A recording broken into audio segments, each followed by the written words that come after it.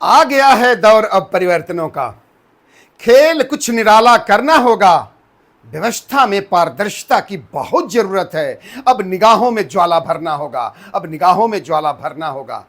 समाज बचाने में रणनीति का सहारा लो, समाज बचाने में रणनीति का सहारा लो। हाथ में हाथ लेकर काफिला बनाना होगा, काफिला बनाना होगा। सादर दैनिक अभिवादन। मैं डॉक्टर जनार्दन यादव, जय मंडल।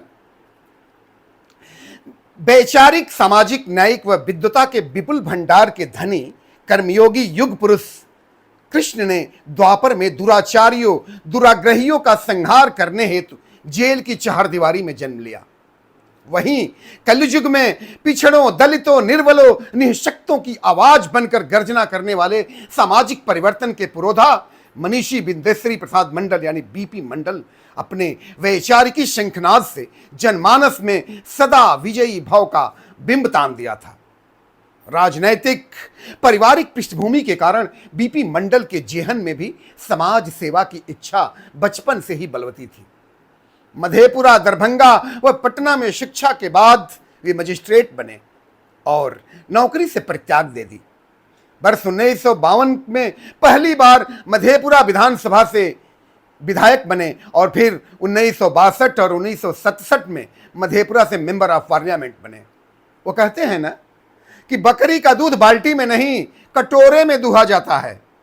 मधेपुरा के पामा गांव में जब सवर्णों ने पुलिस के साथ मिलकर हरिजनों पर बर्बरतापूर्वक हमला बोल दिया, तब बीपी मंडल ने बिहार विधानसभा में वो आवाज बुलंद कर सरकार की चूल्हे हिला दी। कुटिल रणनीति से दुर्योधन द्वारा पांडवों को जुए की शर्त में, भीष्म एवं गुरु द्रोणाचार्य जैसे महामानवों को राज्य सिंहासन की मर्यादा में बांधकर भरे दरबार में द्रौपदी का चीरहरण करवाया।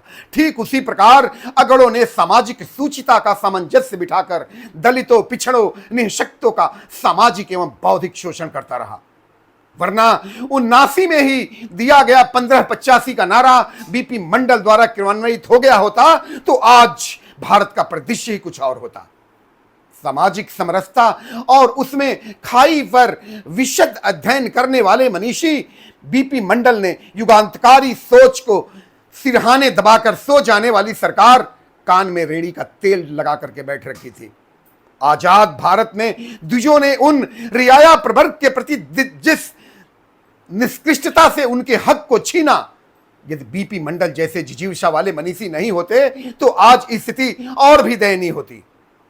1 फरवरी 1968 को जब बीपी मंडल मुख्यमंत्री बने तो ब्राह्मण राज्यपाल जाकर के रांची में बैठ गए और वो कुबोल बोलने लगे कि केंद्र में यदि मंत्री के कारण मैं इन्हें शपथ नहीं दिलवाऊंगा।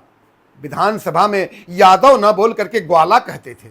याद कीजिए बरौनी कारखाने की वो आग की घटना जिसमें पंडित विनोदानंद कहता था कि शूद्र मुख्यमंत्री बनेगा तो गंगा में आग ही लगेगी, जबकि तेल से भरे एक टैंकर में रिसाव के कारण आग लगी थी। कर्नाटक के चिकमगलूर में जब एमपी चुने जाने के बावजूद भी इनका पुरजोर विरोध हुआ था।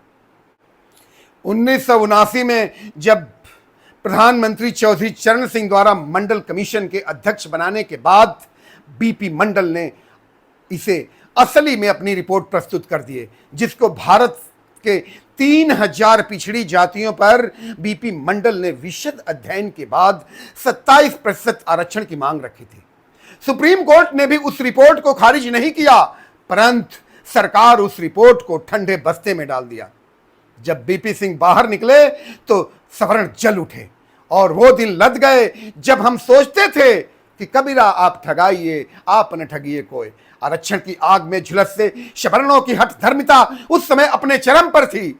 आज हम पिछड़ों के मोर्चे पर लड़ते हुए एक सफल सेनानी का दर्प दिखा गए थे बीपी मंडल। उनके जन्मदिन पर हम उनको सादर साधुवाद दे देते हुए यह हुंकार भरेंगे कि हाथ में जिसकी कड़ी टूटी नहीं, हाथ में जिसकी कड़ी टूटी नहीं, पांव में जिसके अभी जंजीर है, बांटने को हाथ तौली जा रही, बेहया उस कौम की तकदीर है, बेहया उस कौम की तकदीर है। धन्यवाद। जय मंडल, जय समाजवाद।